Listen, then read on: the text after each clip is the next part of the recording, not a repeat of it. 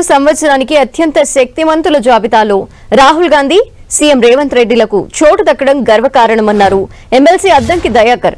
అతి తక్కువ కాలంలోనే సీఎం రేవంత్ రెడ్డి ప్రజల మన్ననని చురగొన్నారన్నారు.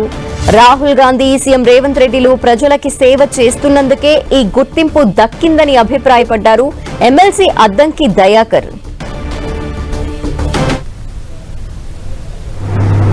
భారతదేశంలో అత్యంత పవర్ఫుల్ పర్సనాలిటీస్లో, శక్తివంతమైన వ్యక్తుల్లో మా జాతీయ నేత రాహుల్ గాంధీ గారు, మా ముఖ్యమంత్రి రేవంత్ రెడ్డి గారు అత్యున్నతమైన ర్యాంకులు సాధించడం అనేది చాలా గర్వకారణం.